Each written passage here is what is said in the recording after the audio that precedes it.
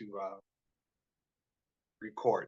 Okay, so welcome to the College and Trust Fund um, Knowledge Share. This is a class that something information I've been collecting for some time, and I'm ready to share it. And I'm very eager to do that because there is a lot. Ironically, there's not a lot of education on how to fund education. A bit paradoxically, so I want to be able to share this information with the community. Um, so that being said, what I want to do is, Oh, yeah, um, what we do is in this college and trust fund. Uh, who am I? Jerome Bell. I'm an IT professional. I do software engineering specifically, and got involved in the cryptocurrency space, you know, Bitcoin and the like. And there's a whole story serious. behind that. But one of the things that I found is there's a lot of need for just a lifestyle, ongoing education, and to create a culture of education. And started Mega School. And Mega School is high school, except it's for adults. So whenever you find yourself saying, "Man, I wish I learned that in school," you can learn it in Mega School, whether it's something it's anything from obscure to mainstream to anything in between. The idea is that you can learn it. So that is how do you fundraise for college? How do you prepare to pay for that? And what I found is that there's actually a link between college funds and trust funds. A bit interesting, a bit surprising. And more Oh, specifically, hold as I on. was What are you gathering doing this here for? information, and just Yeah, want yeah. Go in there with it because it's too noisy. to get everybody on mute there. Um, but yes, basically, I was sharing this because starting a youth Are program, you mute? Yeah. a teen program where so slide um, is for teens, and it's a combination of civics, financial literacy, and entrepreneurship. And in the process of developing this program, especially in my field, I found out AI is a something that is a huge opportunity or a huge threat. It depends upon can you stay one step ahead of AI. So that's kind of the focus of the teen program, and also again, as I mentioned, with cryptocurrencies, Bitcoin. Well, not Bitcoin, but what's beyond Bitcoin. And so, in the process of just gathering this information, I found there's a way to fundraise for college. And it is just the information is out there, it's just not being shared. So, that's why primarily the motivation what I'm sharing with you today. And what I also, everything that you're going to see today, teens all across the nation, because we have people all across the nation in this class right now, the teens across the nation are going to be teaching this content that I'm about to share with you. This is really a great opportunity right now. One of the things that I like to share with people is that we kind of have this intuition that there's enough money to go around, but I want to prove it to you. There is enough money in America for every person to have $300,000 apiece, not per household, per person. And that is because you can Google this. There's $100 trillion total in America. If you evenly spread that amongst all Americans, that's $300,000 per person.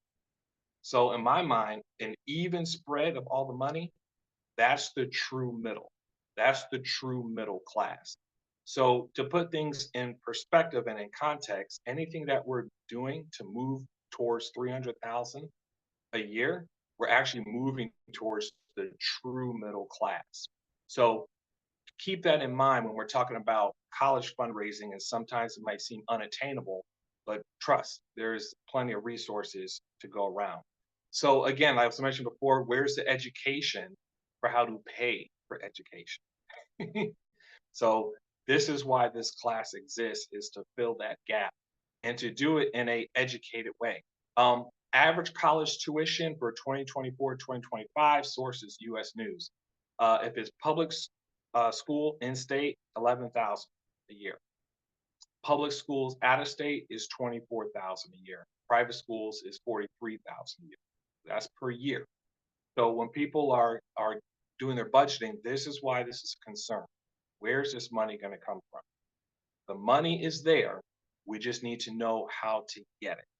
And that's what we're going to dive into here. And along with that is think of this as we're doing a research paper together. We're helping one another. Okay. We're doing a research paper. And what the prompt is what is the best way to fund your education? So how would we get an A on this paper? Okay. How can we make sure we get an A? So one of the things I would ask is, and this is a point where anybody can come off mute and answer because it's gonna be interactive from here on out. Okay. Um, if we want to get an A on this paper, if we only talk about scholarships, do you think we're going to get an A on the paper? No, This is the research paper. absolutely You not. said no. Okay. Why do you say no? Because everyone's not athletic or have the ability to um, either athletic or academically inclined. Okay. All right. Fair point. Now, what if in this research paper we talk only about grant? Somebody come off mute and tell me what's the difference between a grant and a scholarship? Just shout it out.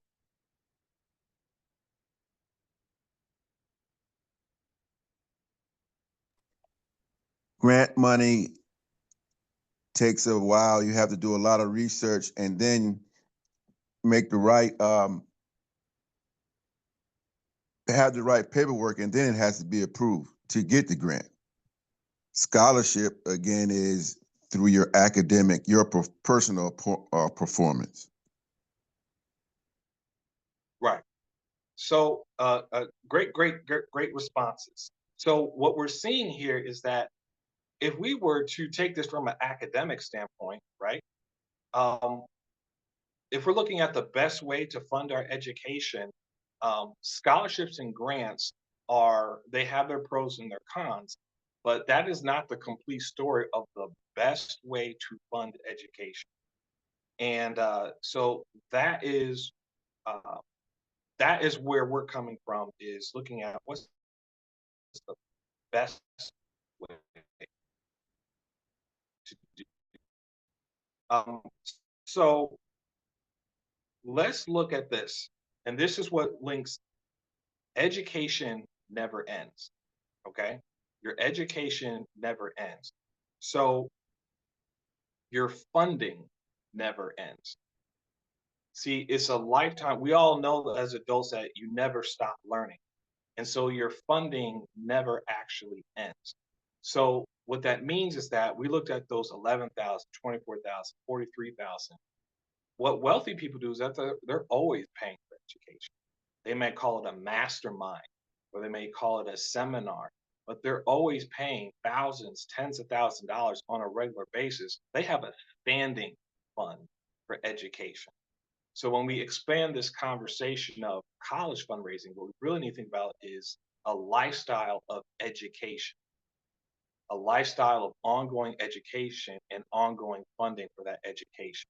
So we're basically taking a holistic, well-rounded, integrated approach to fundraising.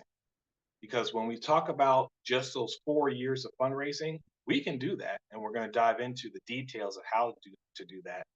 But we're actually going to quote unquote over fundraise, meaning we're going to have standing funding that's going to go beyond the 4 years or 8 years if you need to get a PhD. It's going to go beyond that. So where does those funds go when we have standing, ongoing funding? The answer is into a trust fund. Okay. So with this, I'm going to ask a specific person. Keith, I'm going to ask you a question here. So this next slide is gonna, you guys, You're gonna be a little surprised. President Trump, all right? We know people he's could be a divisive figure, but back in when he was first running, he made a promise, and he didn't fulfill that promise. And this was before he got elected. Keith, what was it that uh, related to money that President Trump made a promise for?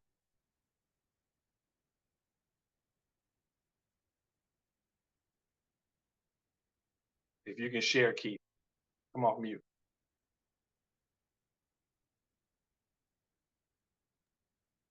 Can you hear me? I do. Go ahead. Okay, I'm sorry. I'm driving. So Okay. I'm not kind of in a position, but yet I think you asked something about Trump's promise. Was it? Yeah, related to money. What did he promise in 2016? I don't recall. Sorry, I'm not. You know, I just No, that's um fair. That's fair. Sorry, I didn't yeah, know you're in yeah. the car. I'll let you get back to it. Okay, okay. But you Sorry all, about that. if you're in a position to speak, just stay off mute if you can. If you're in a position to speak, so that way we can keep this interactive. But what I'm getting at here is uh, he promised to share his tax returns because in those tax returns was the secret to how he paid little to nothing in taxes.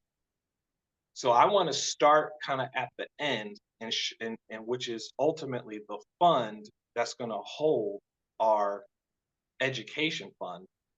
That's going to be our trust fund, and it was through trust that he was able to pay little to nothing in taxes as well. I'm going to start kind of at the end, and then we're going to see how do you keep that ongoing education funding coming into the education fund. And ultimately, it's going to be a trust fund that's going to hold the funds. But we're also going to talk about where you get the ongoing funding to go into the trust fund. That's what I want to point out there. These are basically secrets of the wealthy that I'm sharing with you now. And those secrets of wealthy is how the wealthy can be able to pay for Ivy League Ivy League schools, expensive schools, kind of out the generation after generation. And what is a trust? A trust is literally a three-party contract. We know what a two-party contract is. You know, Bob and Sally, they both sign the contract, boom, it's done. But a trust that's a two-party contract. A trust is a three-party contract. Okay. And this is the key difference. So what you have in the three parties is the creator of the trust, you have the trustee, and then you have the beneficiary. So we're going to talk about what is a trust fund baby. This is what it is concretely. You have a trust fund baby. The parent has $250,000. Their child is only 10 years old. They want to make sure that money gets to them when they're 18. So they put it into a trust. So the parent is the creator of this trust. And then the trustee is somebody who they literally trust, like a godparent. The godparent is a trustee, and the trustee just oversees the money in the trust until it's time to give it to the child. When they're 18, they're the beneficiary, they're the one who receives the money in the trust. So it is as simple as that. That is what a trust fund baby is.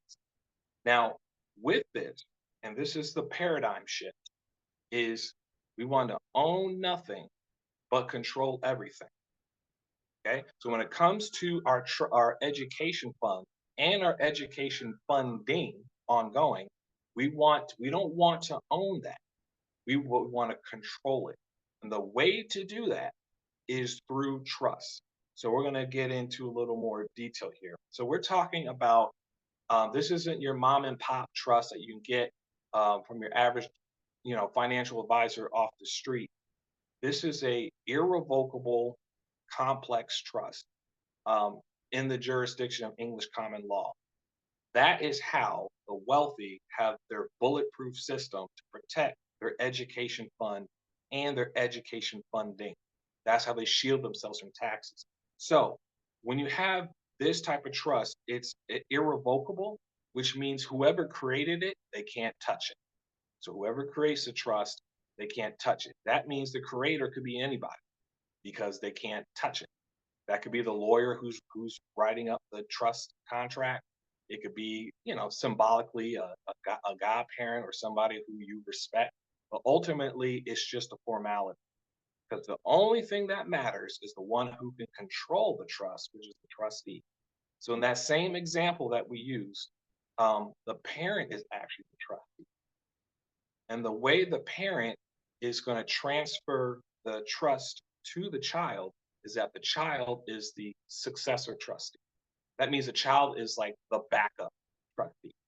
The parent is the trustee and the child is successor trustee. The way they hand the trust fund over to the child is to simply make the child the primary trustee. Then the child can control the money in the trust because it's not in their name directly, it's in the name of the trust.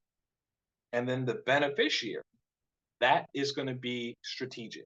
That could be whoever who's going to get basically the excess, the extra, what's left over of the trust goes to a beneficiary. And that's where you got to be strategic. And we're going to talk about that. But one of the things I want to point out, and this is true financial literacy education, is the jurisdiction of law when it comes to these trusts. This is how intergenerationally you can have an education fund that goes generation to generation without the government touching it. The highest law of the land is called English common law. That is the law of England, like the king and the queen, right? English common law. And here is the key understanding. We know that American Indian nations, and I'm using that because that's how the federal government refers to them in legal documents, as American Indian nations or Indian nations, we know that they're able to do things that are actually against the federal law, like casinos. Like, how are they able to have casinos when it's against federal law? That's because they are not under federal law, right? They're co-equal with federal law.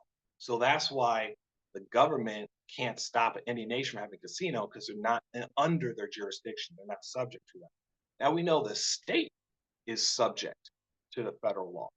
That's why it's underneath there. And of course, you know, local law is subject and under state and federal law. Okay. But these things that's the hierarchy. So when we talk about having this trust that's holding your education fund and more, that you are co-equal with the federal government, you are co-equal with the nation, Indian nation. So when you have a trust in the proper jurisdiction of law, English common law, you are co-equal. So in the same way that the federal government can't regulate an Indian nation, that's why they have casinos, so the federal government can't regulate and control what's in your trust. This is this is foundation, right? So in the federal government can't control what's in your trust, neither can the state, right? And definitely not local. So basically, as a visual, if the Indian nation can't be regulated and controlled that way, your trust can't be regulated and controlled that way. This is the power of a properly structured trust. And so we talk about this because this is ultimately where our education fund will rest in, our common law trust. And this is where our funding also will rest in this as well. So we think about LLCs and corporations, those are created by the state. So this is why we don't talk about LLCs and corporations as opposed to trusts, is because the state creates LLCs and corporations. That's why they can regulate and control. And the state is subject to federal law. That's why the federal law can control LLCs and corporations. They can't do this with English common law trust.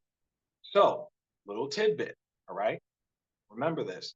So when you talk about that you own a gun, well, that's the problem. You own the gun. But if your trust owns a gun, you don't own it, but you control it. So you can't have your firearm confiscated from you if you don't own it.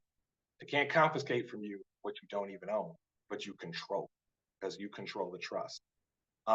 So these are things to understand. And how would you leverage this system with these trusts? Well, the way it's done is through a series of trusts. I've heard it called a trust trilogy. And in the trust trilogy, there's a business trust.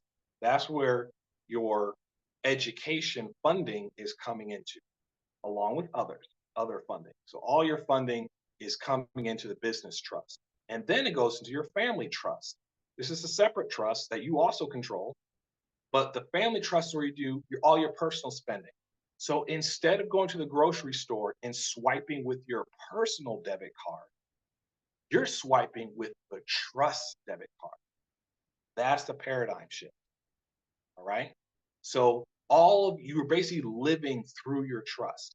So when you're paying for the college fund, right, when you're paying the tuition, you're not paying out of your personal checking account. You're paying from the family trust checking account. So it's held there. Okay. That's where all the personal spending is done. So that includes your education, but also everything else. And ultimately, anything left over goes into a foundation trust. Foundation is a charity, 501c3 charity, but it's not your typical charity that you're used to. A foundation has some very special, powerful privileges. And this is actually how the wealthy pay little to nothing in taxes, where billionaires pay less in tax than they're made. So we're going to get into the detail of how that works. The business trust is any and all income. That's your job, your W-2 salary job. That's your side hustle money. That's your investment money, the interest you're getting. All the money is coming into the business trust. Let's say you had $150,000 in revenue. This is just a concrete example, easy number so you get the concept. You spend $50,000. You have $50,000 of expenses. So you have $100,000 left over. That's your profit. Okay. This business trust is going to pay zero in taxes. And the reason because the $100,000 in profit went to the family trust, because the business trust, the beneficiary of the business trust is a family trust. So you have $150,000, but you have no taxable income. The $50,000, that's not taxed.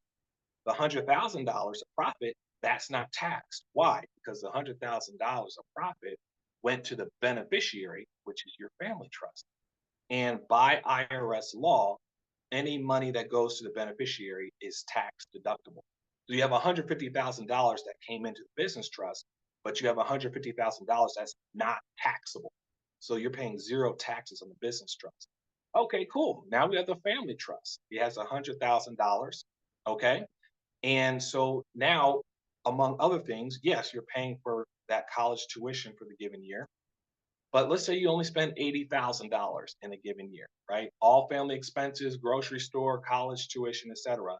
$80,000, and you have $20,000 remaining. Okay. Well, then that $20,000 remaining goes to the foundation. So the beneficiary of the family trust is your foundation, the foundation trust. Okay. So that family trust is also paying zero in taxes. You had 100,000 come in, but 80,000 is not taxable because those were expenses of the family trust. The 20,000, that's not taxed because it went to the beneficiary, which is foundation trust. So this is where kind of the quote unquote magic happens. All right. This foundation trust has $20,000 coming into it, but only $1,000 is taxed. Why? Because in the IRS tax code for over 100 years, when you have a foundation, you only need to pay 5% tax of what came in. That's the only major requirement of a foundation. 5% of what comes in, only that needs to be taxed. That's $1,000. Okay, so then where did the other $19,000 go? It's recycled back to the business trust. All right, I'm going to show you a visual there to help make that clear. But one thing I want to take note is that for all practical purposes, you had $100,000, right, for the family trust. That's what you're actually spending with your family. That's college, tuition, etc. Okay, but you only paid $1,000 tax, right? So you effectively paid 1% tax, making six figures. How you receive money makes all the difference in the world. It's not merely making money. How the money comes in makes all the difference in the world. This information has been hidden for over 100 years, meaning the wealthy keep it kind of a hush hush secret amongst themselves. Okay, so it's not new information; it's just news to the middle class.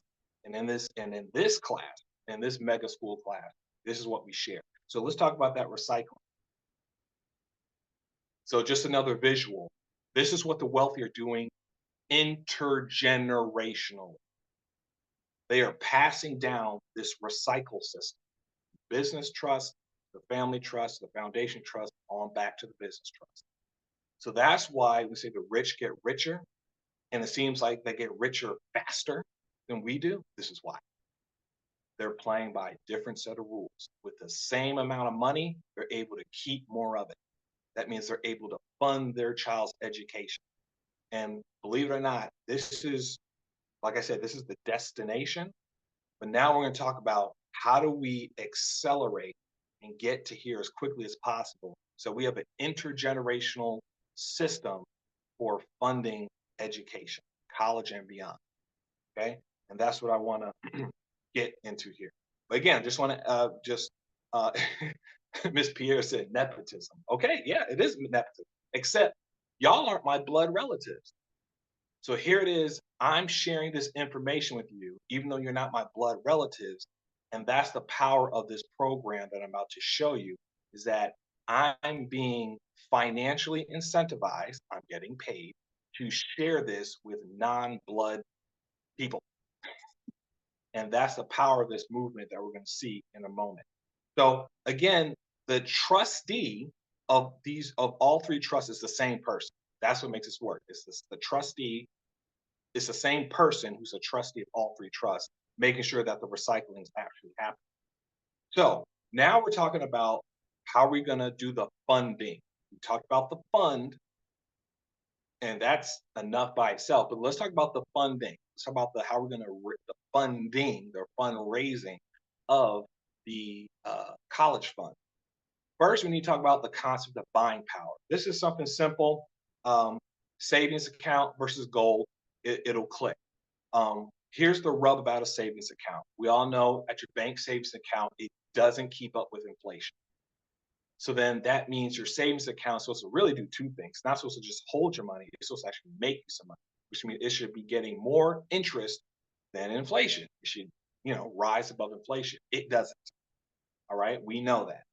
But that is how you lose buying power, because $1 a year ago, a dollar today buys less than $1 a year ago. We already know that. Now, gold is an example that holds its buying power.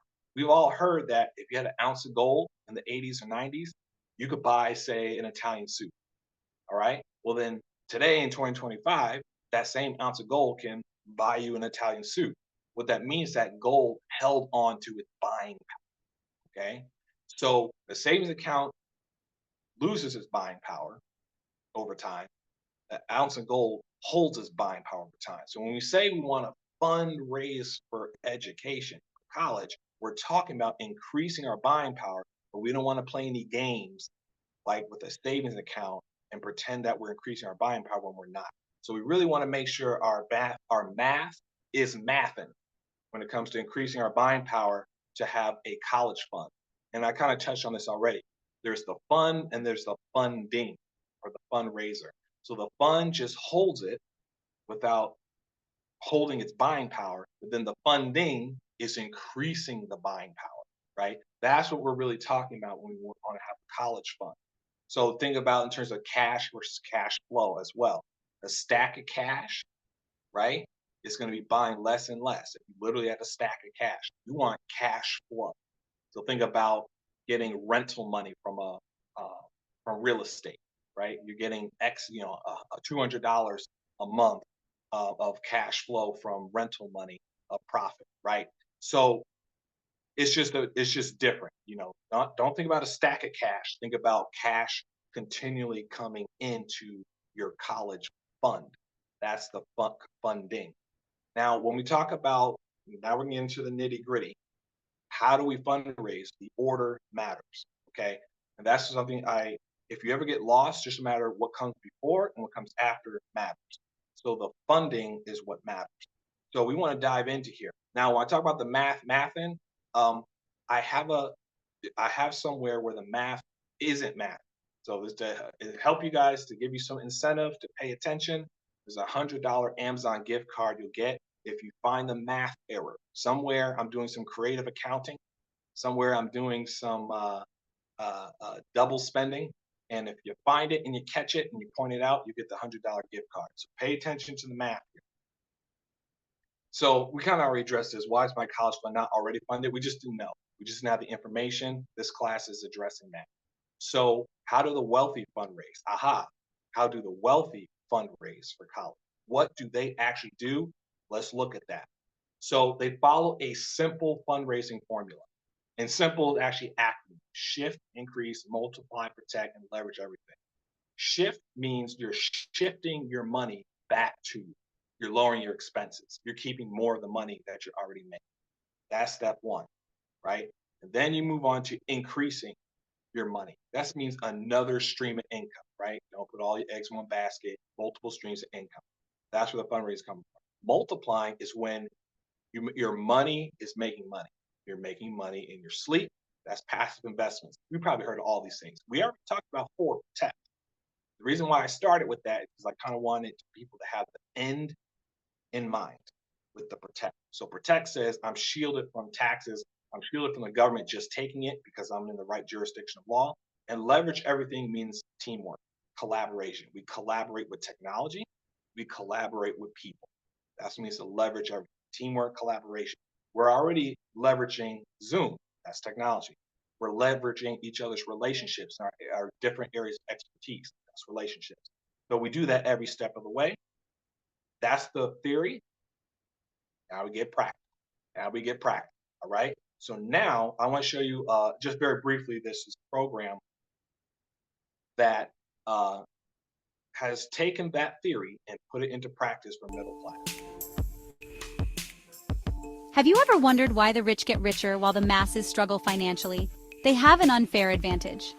Unlike you, they have a team of financial experts who ensure they make more money, keep more of the money they make, and that their money makes money for them. And now, you can too. Most Americans can't afford financial experts and have been left to figure it out on their own. We were never taught how to become wealthy in school. Now you know why less than 5% of Americans are considered wealthy.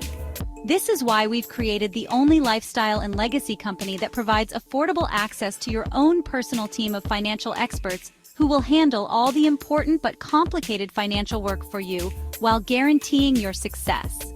Contact the person who shared this video to schedule a lifestyle and legacy conversation today. Your unfair advantage is waiting. Unfair advantage. Folks, the fact that you're in this Zoom means you have the unfair advantage because what you have is information. And it's up to you what you do with that information, but the unfair advantage is the information itself. And so the Make Wealth Real program, they're talking about lifestyle and legacy. Lifestyle is right now, can you pay for a college fund? Legacy is, can your children's children pay for a college fund? So what they're saying is those are two sides of the same coin, and they make it concrete. They make the wealth real. Expense versus investment. Is education an expense or is it an investment? I think everyone on this Zoom would say it's an investment. What does that mean? You're going to get more out of it than what you put into it. All right. That's what education is. You get more out of it than what you put into it. That's why it makes sense. And we carry that on because in this program that we're getting into, there's a $150 monthly investment. Oh, I said investment, not expense. That means if there's $150 a month going into it, that means there's more than $150 cash back coming out of it. So then it makes sense month to month. So to make that concrete, we talked about shifting our income back to us, right? That means keeping more of our money. Let's talk about that in this program. There's a money back guarantee in this program, the Make Wealth Real program. They are guaranteeing that you can get $150 or more of cash back every month, or you get your money back in the first 30 days, not in 3 months, 6 months, or a year, in the first 30 days. All right. Now I got 24. I love that show. But it's actually in the first 30 days. They are contractually obligated to make sure you get more than $150 cash back, so that way there's a monthly return on investment and not a monthly expense, a monthly return on investment and not a monthly expense. Now, in reality, it takes 72 hours to get your cash back. It takes 72 hours to get that done. And I'm going to show you how to do that in a moment. So now we're talking about the practical. What do I do today to start building this college fund? And what we do is we looked at shifting your money back to you. So these are a team of financial experts. And what they're saying is, let's focus on your biggest expenses, not random expenses. Let's focus on your biggest expenses. That's government, banks, big business. And we're going to lower those expenses so that you have more money in your checking account. First thing is, we don't like to talk about this, eliminating your debt. If you follow the payment schedule, think about your mortgage, your credit card, your student loans, any debt of any kind. If you follow the bank's payment schedule, you're going to pay maximum interest. When you pay the minimum, when you follow these debt elimination experts, you're going to pay the minimum interest. People have saved nothing less than tens of thousands of dollars. If I'm saving tens of thousands of dollars on debt payment, that's where the college fund money is coming. It's the savings of tens of thousands of dollars, which you would have paid otherwise. But when you save that tens of thousands of dollars, then you can put that towards a college fund. That's where it's coming from. Okay, so it's not magic.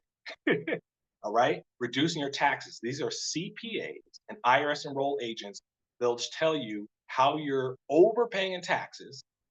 They will fix it for you immediately, right? So I had a parent who went through this program and he got $600 a month of cash back when he stopped overpaying taxes. So then he started to snowball. Then he said that $600 a month, instead of, he put it towards paying down his debt. He didn't start like buying extra stuff and toys. He put that extra $600 a month towards paying down his debt. And then that increased the tens of thousands of dollars that he was saving on interest payments on his debt. Now he has 2 kids. So guess where those tens of thousands of dollars of savings of debt elimination, guess where that's going towards? The children's college fund. So it's not magic. It's coming from somewhere. It's coming from these experts helping you to keep more of your money and snowballing that process. All right. So they are also have licensed attorneys who will negotiate your bills so that there's a lower monthly cost. And there's multiple people on this Zoom right now who can attest to that. And maybe we'll get to that in a moment. But bottom line, when you get your, like for myself, I got my internet bill and my electric bill lowered, those savings can be applied to your debt. And then again, that multiplies over time, and that's freeing up the cash for the college fund. So notice we're targeting the biggest expense, that we get the biggest bang for buck. Healthcare costs. There's something called health sharing instead of health insurance. Health sharing means that it's something we've all thought about. Why don't we just pool our money together? Somebody goes to the doctor's office and they swipe their debit card. It's just taking a little bit from our pot of money that we share. That's what health sharing is. It's ran by a nonprofit, so they're not trying to make money. And that's why typically health sharing is way cheaper than health insurance. So that's another way to put more money in your pocket, snowball that through the debt eliminator. That's where the college funds is coming from. Your credit score, something that people kind of don't look at or kind of look at. You get a higher credit score, you can get a lower interest rate on your existing debt. Lower interest rate on your debt, you're paying less debt. Now you're getting thousands of dollars of savings. Guess where those thousands of dollars are going towards? They're going towards the college fund. So that's kind of the snowball theme that's recurring here, is that we want to use the money we already have, but we want to be strategic and target the biggest expenses. That's what these experts do. And so there's also a rent-to-own program. That's really kind of can have its own discussion, but basically you have zero credit, terrible credit, you can get into a home immediately and and on a rent-to-own program. There's there's a cashback reward program included in here, which is just again more savings. And on average, because we see there's people across the nation on the Zoom. There's people across tens of thousands who are in this program. We track the results, and on average, there's a monthly savings of $2,000 a month. So when we say, well, where's the college fund, money coming from? Well, in part, it's coming from this. It's not magic. This is where the funding is coming from into your college fund. So if you must cheat, if you must cheat and you're like, oh, that's a lot of stuff, just do these three. Remember I said 72 hours to get cash back to pay for the cost of the membership? Do these three: debt eliminator, tax reduction, and the debt to wealth means that you can actually start to make passive income while you're still paying off the debt. I know that sounds impossible. The wealth you've been doing it for over 100 years, you'll be introduced to it in the first 72 hours. I'm not going to help you with that, but the financial experts, they will do that. That's what they do. Okay. And again, 30-day money back guarantee. And you kind of see why the money back guarantee exists is because they know they're going to get you your cash back and then some, right? So it's not going to be close. So again, 30-day money back guarantee, so people are made whole and they're not stressing over this. This is just providing practical help. There's also the student loan debt relief as part of that credit restoration program, which is done by a nonprofit. They have, so this actually applies to parents. They have a program that will help you to find ways to eliminate or reduce or eliminate your existing student loan. That's for parents. So for example, David Pitts out of South Carolina, he got $30,000 of his student loans forgiven. And he has kids of his own. And so when you free up $30,000 of your own student loans debt, well, guess what? That can be now applied to your children's proactively future fundraising for their education. Okay. And then also, and the difference of this program that David Pitts, because I talked with him directly, he said, in contrast to other scholarship and grant programs, they're proactive in helping you to get them. So a lot of times people say, oh, we'll go to this website. I'll go to this website. And then it's like, it's from the 1990s, right? Or you know what I'm saying? Or it's like, it's hard. They're proactive in helping you to navigate scholarships and grants. And so you can use that program proactively with your kids so that they can maybe not even incur, of course, any student loan debt, right? So it's for the parent and it's for the child, even if they're not in college yet. So that's one of the components that we're doing within those first 30 days, but we're not done here. So there's also a cashback program, really that deserves its own conversation, but if you shop on Amazon, there's a free cashback program where every single time you shop at Amazon, you just get cash back. And then you share it with other people and you get a piece of their cash back. So no one's paying extra. It's just cash back bubbles up to you. And that's just more money in your pocket. So that really deserves its own conversation. So we're talking about shifting our income. This is the fundraiser for college.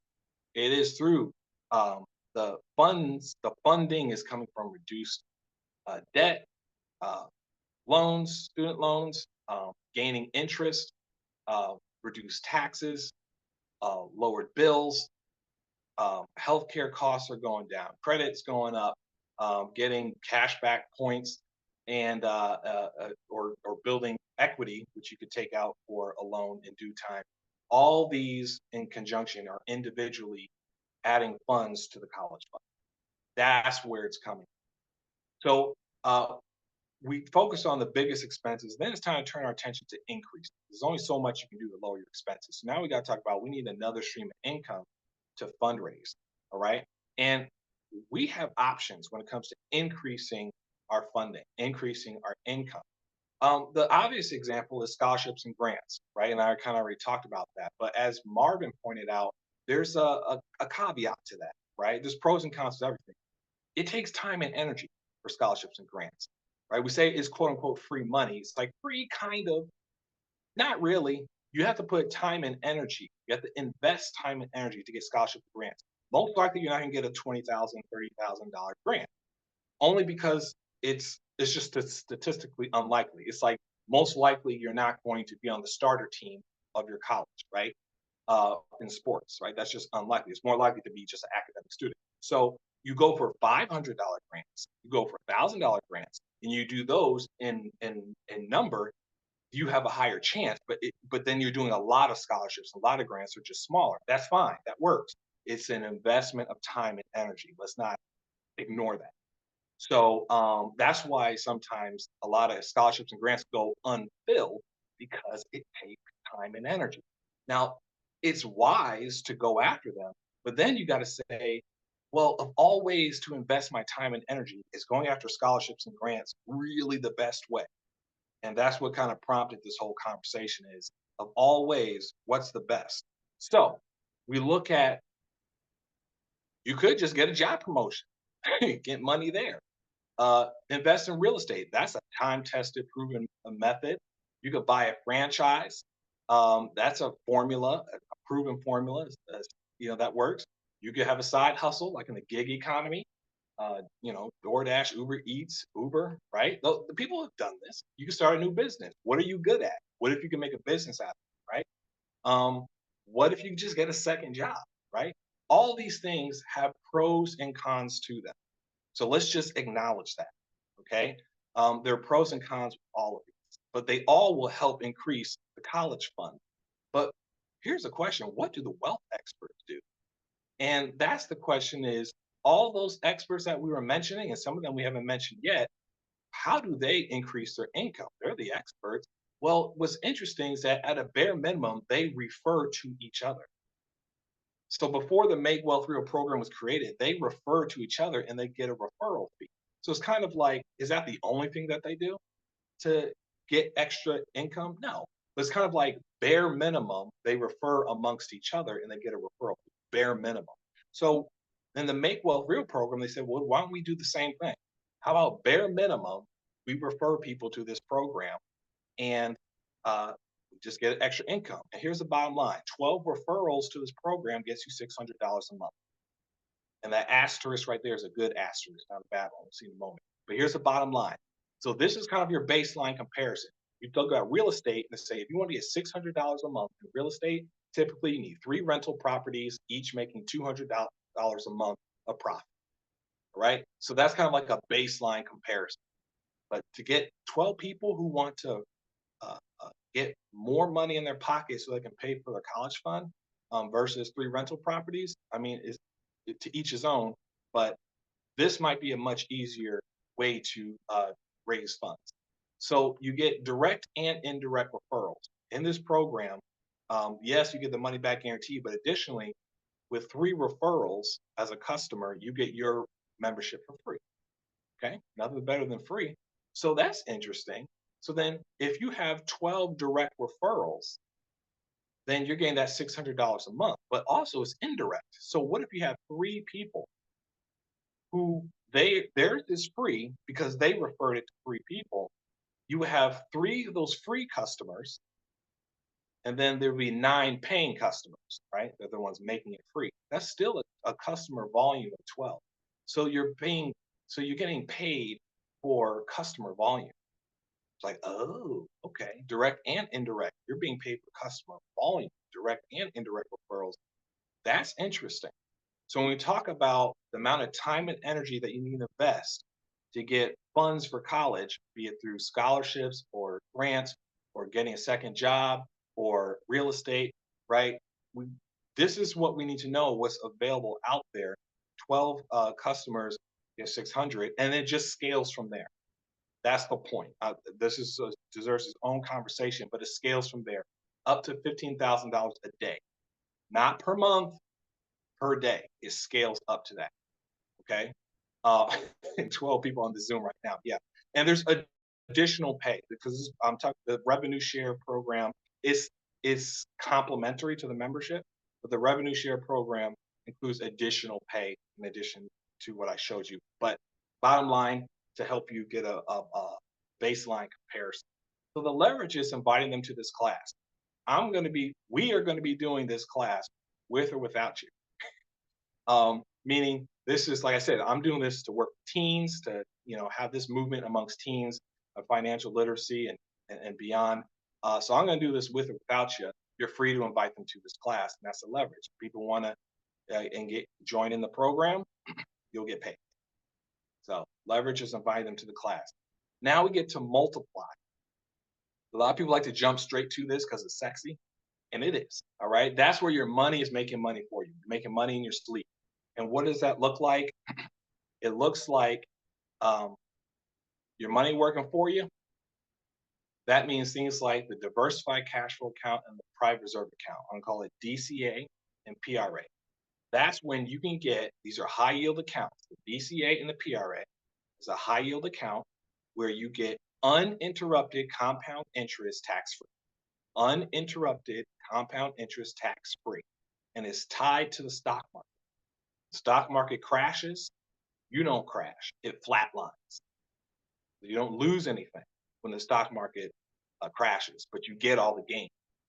This is something that the wealthy have been using for years. I'm talking about Walt Disney, Ray Kroc, who made McDonald's what it is today, J.C. Penney, Doris Christopher, the founder of Pampered Chef, President John F. Kennedy, Senator John McCain, Ben Bernanke, who was a former chairman of the Federal Reserve. They are, so notice we're going back about 100 years. The Waltons, notice we're going back about 100 years. They've been using these high yield accounts for over 100 years. And they pass it down intergenerationally for over 100 years. They use these high yield accounts as their own personal bank because they can double dip. What that means is that while they're getting uninterrupted compound interest tax free, they're still able to take money out of it and invest in real estate or precious metals or nowadays crypto, whatever the case may be. So they're double dipping the money, sometimes triple dipping the money. This is why we need to know how to do this, because that's how we can get that college fund funded. Now, if you have several years before your child's going to college, the private reserve account, PRA, that's what's going to actually hold the funds. So we heard about that 509 tax account, nothing wrong with that, but maybe kind of put that aside. It's a private reserve account that you want. That's what for long-term savings. If it's kind of around the corner, like 1 or 2 years away, going to college, the diversified cash flow account. They're complementary, okay, but the DCA will give you access to double dip money sooner. And so those two accounts, the DCA and the PRA, are the two accounts you would actually use to hold the actual money that you're raising for college. Okay. This is information that you're not going to get from your typical financial advisor. That's why this class is there. We've heard about how rich people, they get access to these deals, right, that nobody else heard about. Well, this is in here. That's what land banking is. Land purchased 20 to 40% below market in the path of growth. Southern California, Antelope Valley, they're about to build up a green city. It's going to blow up in value. We already have early access to purchase the land already. You can purchase it for 20 to 40% below market value. And then when the price skyrockets, you can sell and you can turn a profit. You, through this program, now have access to that inside unfair advantage information of how to invest in land, okay? Precious metals, okay? Real quick, not real quick, but this is foundational. Remember I mentioned it earlier? There's a difference between saving in precious metals, investing in precious metals, and leveraging precious metals. So when you're saving in precious metals, that's what I said before about the 70s and 80s. You're just locking in your buying power. You're just saving. You're locking your buying power. However, let's go back to that example. And that you buy 1 ounce of gold in the 80s or 90s. Now you invest with precious metals, which means you buy precious metals with precious metals. You take that 1 ounce of gold and you directly purchase X ounces of silver. And then you take the X ounces of silver and you directly purchase Y ounces of platinum, right? So when you look at that over time, when you invest with precious metals, you buy precious metals with precious metals, then that 1 ounce of gold won't just buy you one Italian suit over time, it'll buy you 2 Italian suits over time. Your buying power has now increased. That's a part of our precious metal program. Thirdly, you can invest with precious metals, which means when you choose to put your precious metals into a private, regulated, and insured depository, when you put your precious metals in the depository, you can lease your precious metals out to institutional investors like Charles Schwab, like a JP Morgan. You're leasing it to them and you get a monthly return on your investment. You still own the precious metals, you're just leasing it out. And we're looking at a 1.5 to 5% monthly yield, monthly, not yearly, 1.5 to 5% monthly yield. So you got to multiply by 12 to figure out what that is for the whole year. This is what we do with precious metals. You go to your, respectfully, you go to your Joe Blow precious metals dealer. They're not telling you the difference between saving in precious metals versus investing in precious metals versus leveraging precious metals. Our precious metals experts out of Dallas, Texas, Prosperity Mint, this is what they do. And they've been doing it for a long time, well before Make Wealth Real program existed. Trust My Assets, we already talked about that. I kind of led with that to start with the end in mind with the, as we fund it. So all of what we're talking about is funding for college, and it's stored ultimately in your trust fund, which we already talked about. And because it's in your trust fund, which is passed out intergenerationally, tax-free, you have this continuous college education fundraiser that's being passed out intergenerationally. So you don't have to worry about your grandparents' college fund because you're taking care of it right now using these resources. So that being said,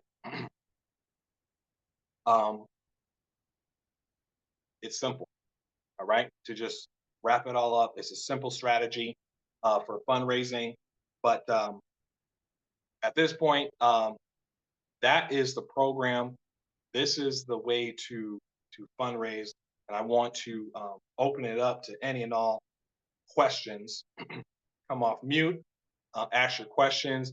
If you want that $100 gift card, you gotta tell me where the math wasn't mathing. Don't forget about that. That's on the table. So please come off mute and share questions, comments. Hello, can you hear me? I do. Go ahead. This was an awesome presentation. I was trying to capture everything that you were saying. Is it possible that we can get access to the recording of this? Yes, if you all are okay with me sharing this recording, I will make it available. So if somebody would rather it not be shared, just, privately message me. But otherwise, yeah, if you want it, I'll send it to you. I am a member too, so. Oh, great. You're in the program. Great. Yeah. Will it be in the dashboard or will it be in the will you be sending it by email? How would you plan to share it? We'll figure it out, but basically kind of whoever invited you to here, they'll know. I am part of the system too, so Yeah. I am part of the system. Now, what I wanted to say, it was a great presentation. If I wasn't part of it, I would probably say yes because I felt no pressure. I just felt you giving out information, and that's what I really liked about your presentation, that it was pressure free. And then the next thing is, you said this is a fundraiser to help teenagers. How exactly would you go about presenting this as a fundraiser? Because I didn't capture that. Maybe I missed something. Yeah. So it might seem you might almost take your knowledge for granted. So this class, what you just experienced, you would invite them to this very same class. Oh, So yeah, and then they say, oh, okay, that's how it gets done, right? And then that, like, let's say it was actually a teenager, then they invite their parent to the class. And then their parent says, okay, that's how I can fundraise efficiently. And then now, see that leverage everything on the bottom? The teenager is actually leveraging their parents to raise the funds. And then the parents is leveraging Make Wealth Real to get the funds.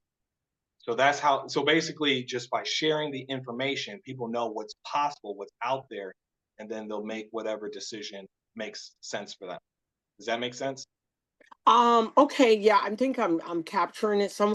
No, the only thing I would have to say is the time, 11 o'clock, if you're trying to get like young people, especially I don't know, the East Coast, that time may be a little challenging because everyone is in school. So would you be willing It to kind of, do another I'm hearing time? you saying the time. Yeah, the time we can work on whatever time works for people. So I'm happy right. Okay, thank you so much. Yes, I absolutely. I'm really, gonna do whatever yeah. makes sense and works for people. 'Cause Okay, thank you, sir. Hi, this is Gwen Rucker. I'm coming on a little late, but I hate that I got on so late. What portion I did here, it was very interesting. I live in the North Carolina area. Would I be a candidate? Does it make a difference where you live or any of the people that I know? Does that impact you, Jerome, in terms of your outreach to people? I'm sorry, I can't hear you. this program exists nationwide, so it Mhm. works in all 50 states and Puerto Rico. So Okay. Hawaii, Puerto Rico, Alaska, and of course, so you can help people nationwide. Mhm. And so definitely in your neck of the woods, it's ready to go. And like I was alluding to before, I'm Mhm. trying to make this personally a Uh-huh. teen movement nationwide. So this Okay. program is great for me. Okay. Um, would you and I get an opportunity to talk later? Oh yeah, absolutely. Okay. Excellent. Thank you. Great presentation. Thank you.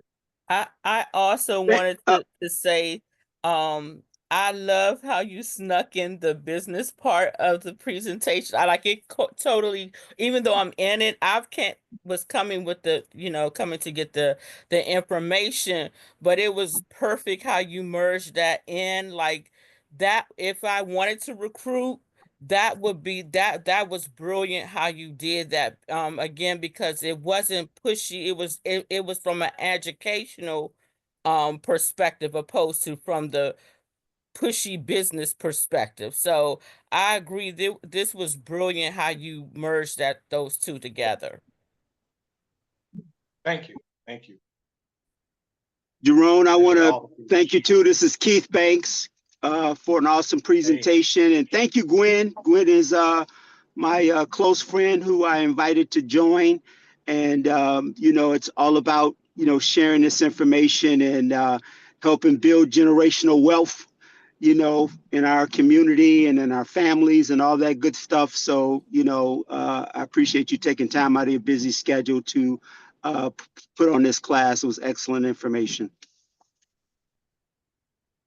Pleasure's mine. Thank you. Thanks for coming. And If I can I was driving, so I'm sorry. I didn't know you were going to lob me a question, but I was literally on the expressway, so I was kind of more in a listening mode as opposed to an interactive mode. So Right. I'll be better prepared the next time. All good. Also, in regards to that Amazon gift card, what was your question again? I'm not sure if I understand what is that you're looking for. Repeat the question one more time. I'll make sure I get it. The Amazon gift card, you said if we could, you said, where is the math not mathing? Is that what was the question? Yes. Yes. Okay, I don't know the answer to that offhand, but I would be eager for someone else to answer it. All right. May I be heard? Yeah, go ahead. Um, Thank you. I wanted to ask some questions because personally, I try to take a very epistemological approach to life itself right now because there's so much information that's been withheld or it's been codified in such a way that you have to spend significant time decoding. So I've come to understand, I'm giving a preface, I apologize. When you gave the preface of English common law and the example Yes. of Indians having casinos, and then later on, there were examples of families whose wealth are tied to land ultimately, and then that land was leveraged to allow them to maintain control and dominance over industries. And those people most likely are, I'm not going to say the word, but we know who they are. And so from there, we have a system of unjust networking, and they're able to do investments, air quotes, such as this because they maintain employees, which is a form of, I guess you could say, a modified form of captivation through employment. They pay people the least they can pay them, and then they capitalize off of profit going forward through the systems that you gave. And then also the Indians, going back to them, the Indians were able to, or they've been allowed to have casinos because of the discretion of these people who maintain the ownership of the country. Um, so I'm trying to find the feasibility. I work with people who make probably less than $15 an hour. And they are literally generationally stuck because of racism, white supremacy, which is expressing itself through capitalism, if we're being honest. They're literally being stuck generationally in being locked out of this financial upward mobility. How does this program, how is it implemented for a family? Say, for instance, someone I know, she's a mother of 3. She has a factory job. She makes about $20 an hour. How does she implement this program off of the income she receives? And then also the second question is, how is MWR ensuring legislation is introduced into Congress to prevent them changing the so-called, the proverbial goalposts, as these people do? We are literally experiencing a day and age politically where super PACs and oligarchy are performing and maintaining government in front of us, so they could easily shift these IRS rules and any other SEC and FTC rules right before our very eyes. Like, if anybody has a business, they said that you had to file under BOI, then you didn't, then you did, then you didn't again. So, that's what I wanted to say and ask. Thank you. Okay. So I don't think you're gonna. Those are heartfelt questions. So I don't think you're gonna forget them. So I might have to ask you to repeat the second one. But those are great questions. So let me pull this up. So basically, I get the picture. Probably working paycheck to paycheck, $20 an hour in a factory. Two things: 150 a month. That's affordable. Okay. Now, an extreme situation. Let's just keep it real. The If you use a credit card, all right, the actual monthly payment, so what's actually gonna come out of the checking account, will be $25. You're right, right. That'll be the minimum payment on the 150. So for somebody who's serious, like, I wouldn't even mention that if I was talking to somebody who's not serious, right? Because they're just going to abuse that information. But so I would say 150 a month would be $25 out of your checking account. That's what you need to actually have, like if you're using credit card. Now that's where the clock is ticking, because now the burden's on Make Wealth Real to get you the cash back so that you can pay for that membership ongoing. And so let me pause there and say, did I answer your question?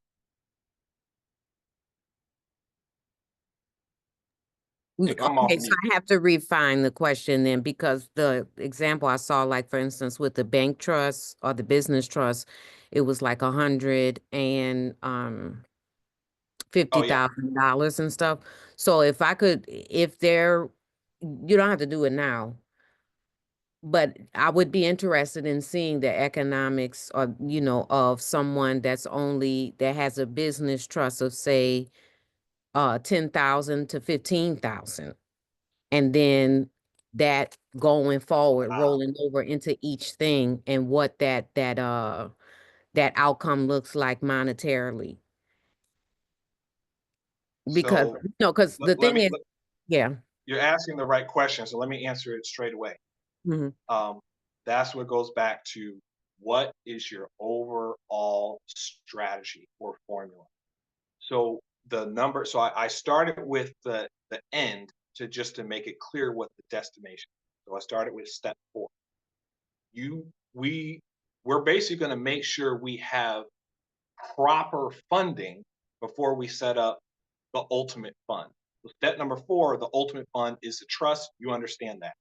The funding is steps 1 through 3, starting kind of like from zero, kind of what you were saying.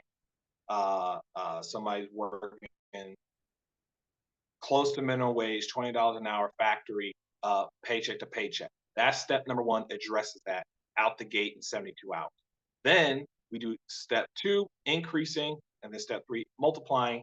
Then we look at setting up the trust so that the funding is already ready. It just goes into the fund ultimately with the trust.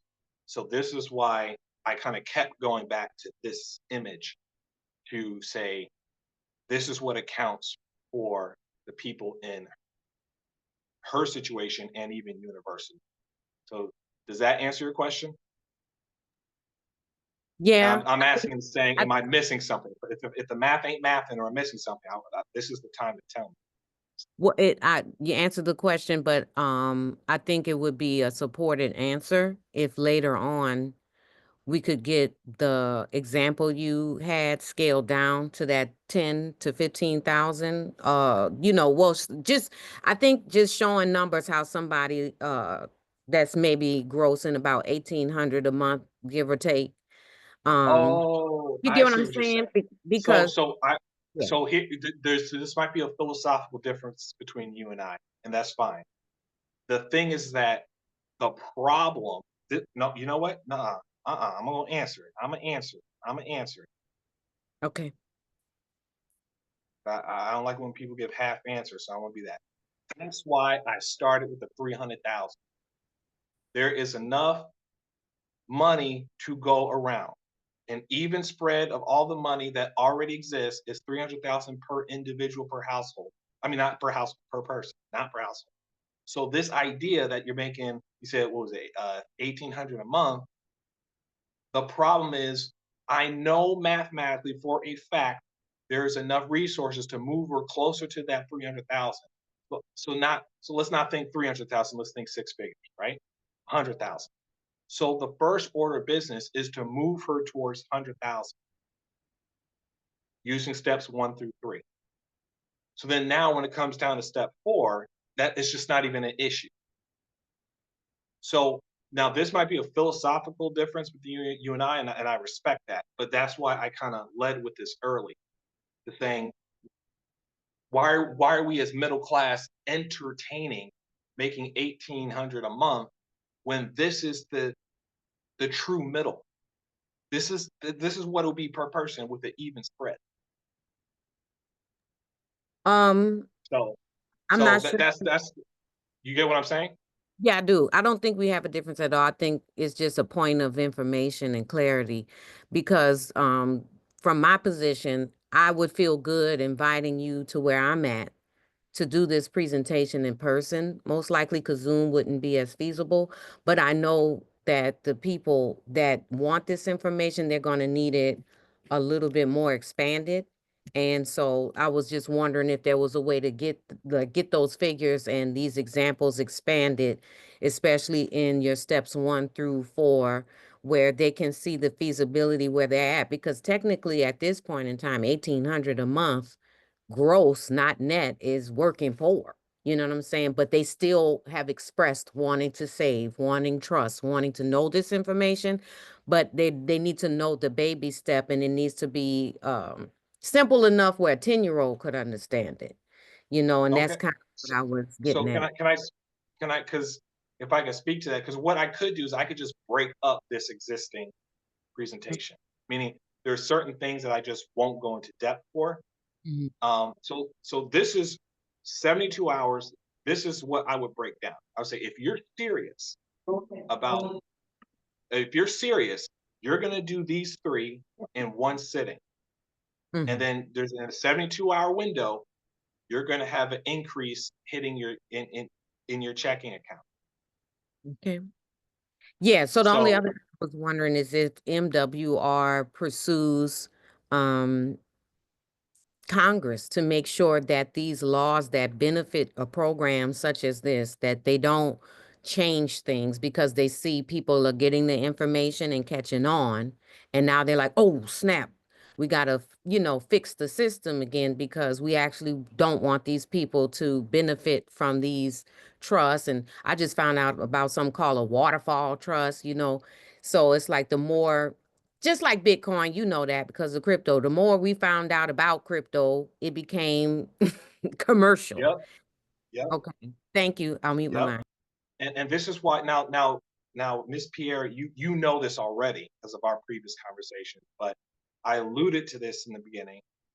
The teen program is actually called Third Party, and it is a political party that's going to be exclusively operated and controlled by teenagers, 13 to 18, 19 years old, you're out. So Third Party is my answer to that question, because I have the same exact question and concern from multiple angles.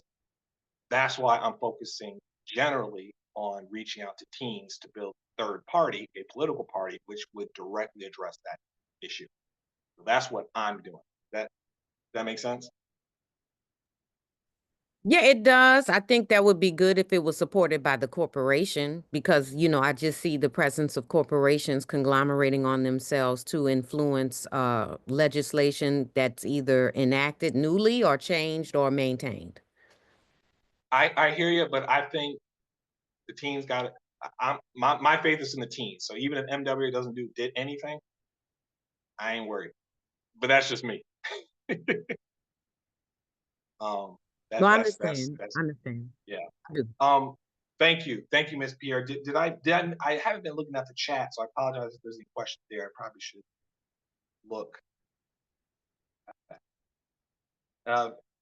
As I kind of look through the chat, if anybody else had any questions, just please shout it out.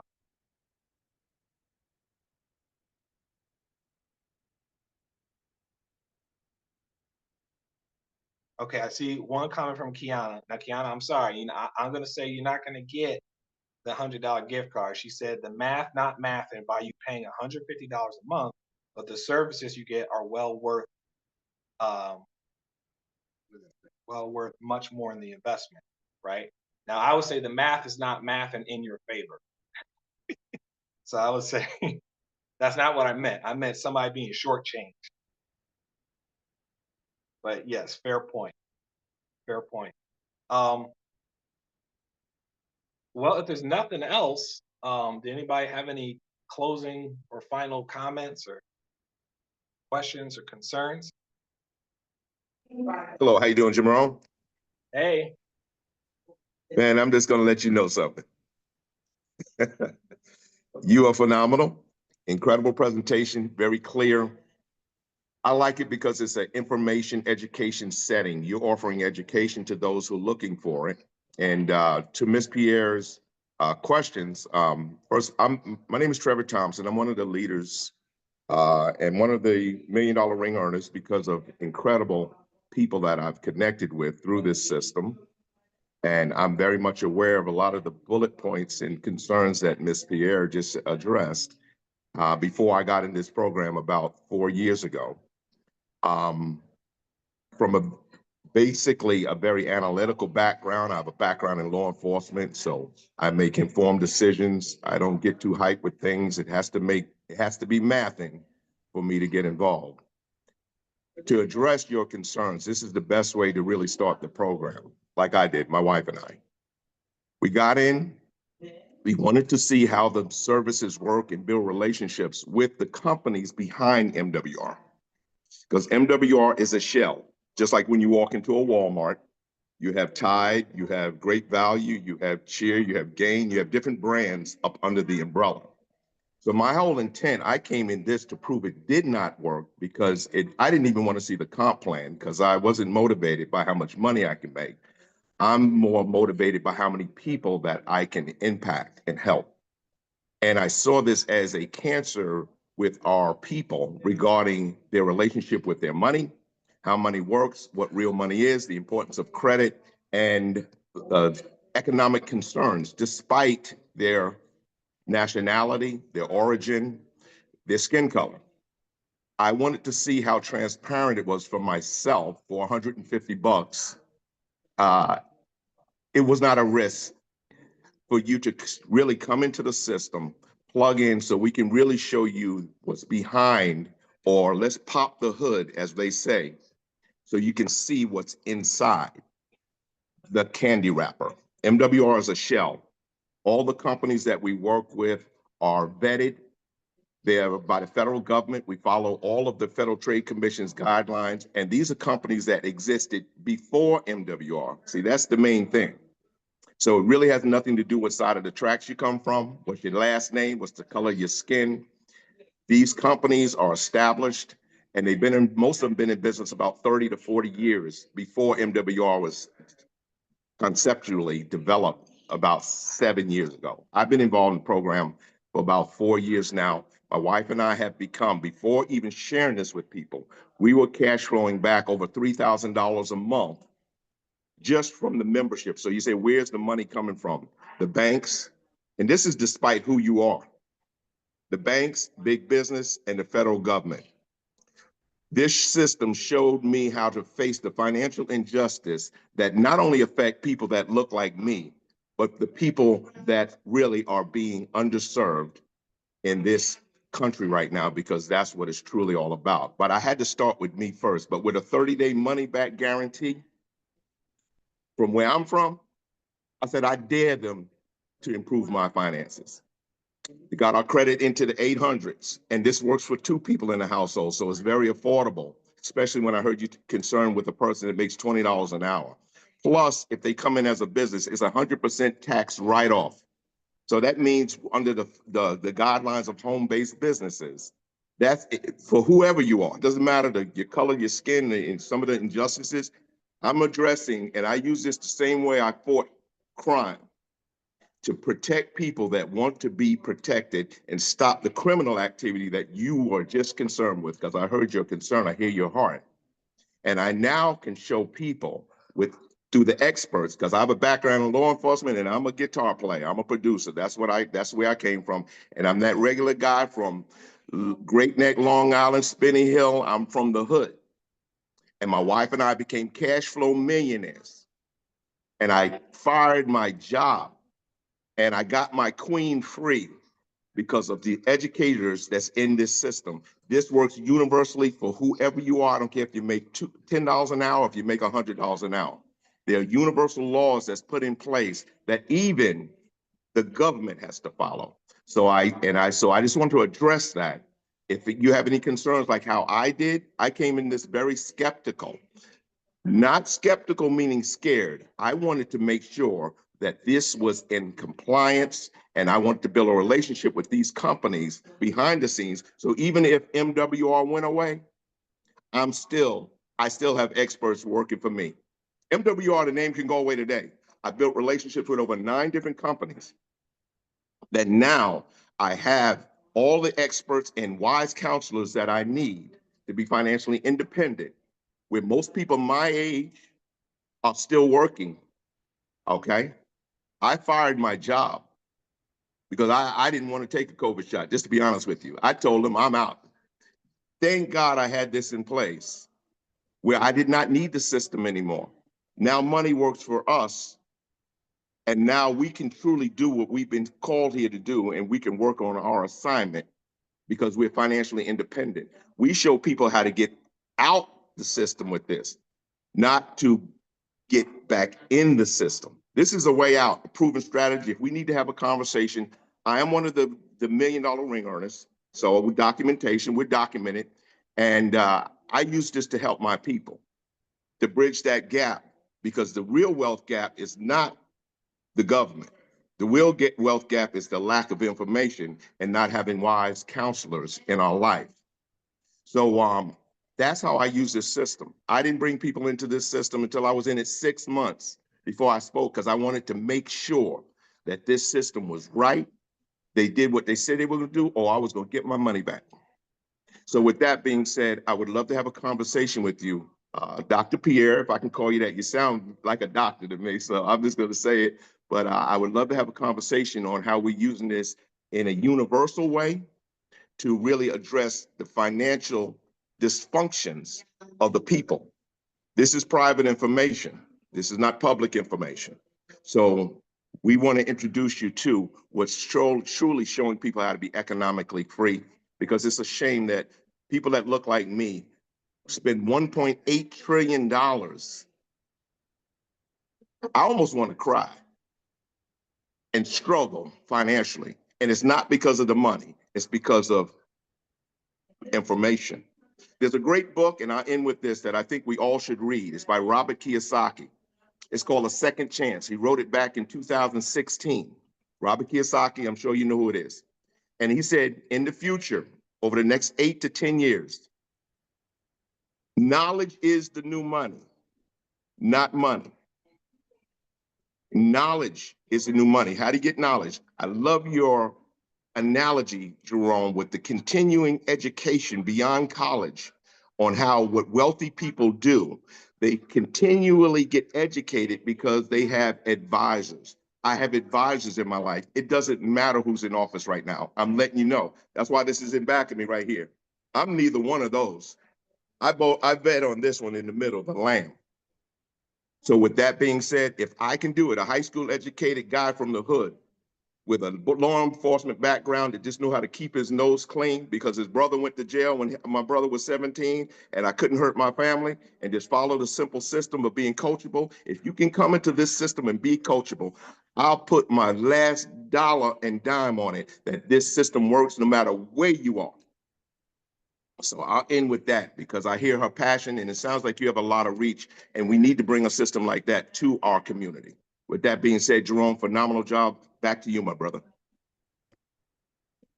Thank you so much, Coach T. We're going to keep doing this. We're going to do it at different times.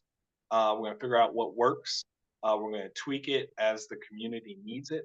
But this is, I believe, quality education that's been shared with me, and I'm trying to share it with my tribe, my tribes. Thank you all for coming. That'll conclude it. I'll make sure the recording is available. There was no objections, and people said they wanted. So I will make it available with that. Everybody have a great weekend, and until we meet again. Thank you. Thank you, Jerome. Phenomenal job, brother. Thanks, Jerome. I'll talk to you soon. Bye.